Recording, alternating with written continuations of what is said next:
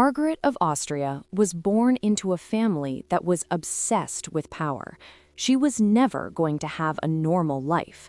At just 14 years old, she became the queen of both Spain and Portugal. She became a very important leader in a massive empire that was starting to fall apart. People loved her and feared her, but she was trapped by the rules of her own family. This is her story. Margaret was born on Christmas Day in 1584 in a city called Graz, which is in Austria today. Her father was an archduke and her mother was Maria Anna. Like many royal families back then, her parents were closely related. They were actually uncle and niece. Even though that sounds strange today, they had 15 children, and 12 of them grew up to be adults. Margaret was the 8th child, living in a house full of brothers and sisters who were all being trained to be powerful leaders. Margaret's family was called the Habsburgs. In the 1500s, they were the most powerful family in Europe. They were so focused on keeping their power that they married their own cousins over and over again. They started as small landowners, but eventually grew to control huge areas like Hungary and Croatia. There was also a second branch of the family that ruled Spain and its huge colonies across the ocean. Even though Margaret was from the Austrian branch, she was still a very important person. The main leader in Austria at the time was her cousin Rudolf II. He was a bit weird and liked magic and art more than ruling. Because his part of the family was getting smaller, Margaret's branch was next in line to take over. This made young Margaret a very important game piece in the family's plan for power. While growing up in Austria, Margaret learned to read and speak Latin, which was the language used for school and church. She also had to learn perfect manners, how to dress in fancy clothes, and how to dance.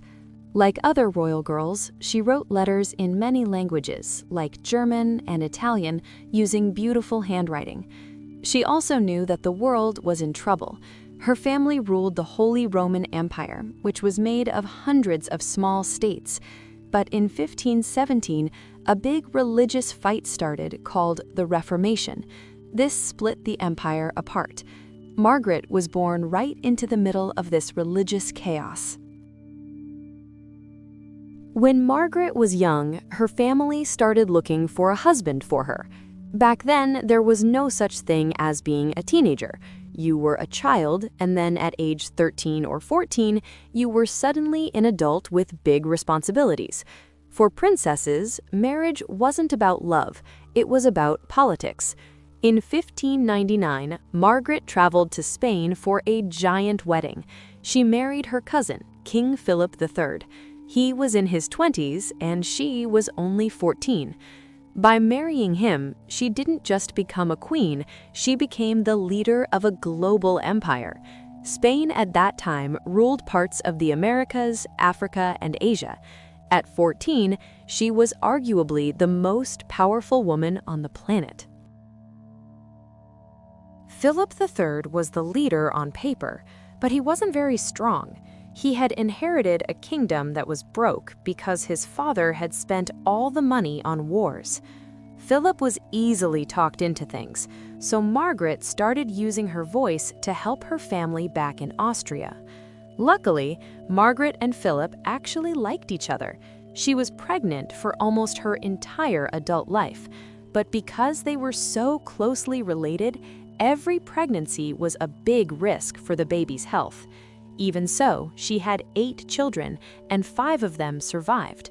For a family with such a circular family tree, this was seen as a miracle. Their first child, Anna Maria, was born in 1601. Just like her mother, she was married off at age 14 to the King of France. She eventually became the mother of the famous King Louis XIV. In 1605, Margaret had a son named Philip. The king was so happy that he gave Margaret extra attention and love.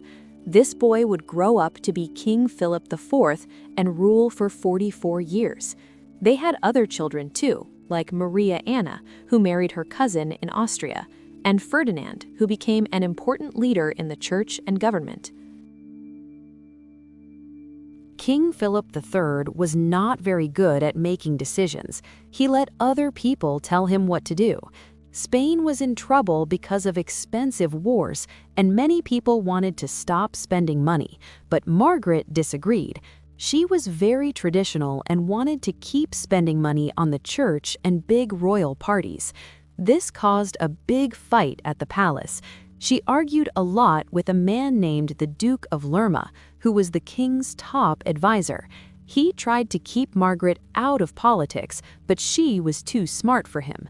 She teamed up with other powerful royal women in the palace to influence the king from the shadows. Margaret and her friends convinced the king to support the Catholic side in a massive conflict called the 30 Years' War. This war lasted a long time and cost Spain almost everything they had left. By the time it was over, Spain was no longer the most powerful country. Margaret never saw the end of the war. She died on October 3, 1611, because of problems after giving birth. She was only 26 years old. King Philip was so sad that he never married again.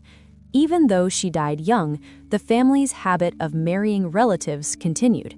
Eventually, this led to a king named Charles II, who was very sick and could not have children. When he died, that was the end of the Spanish Habsburg family.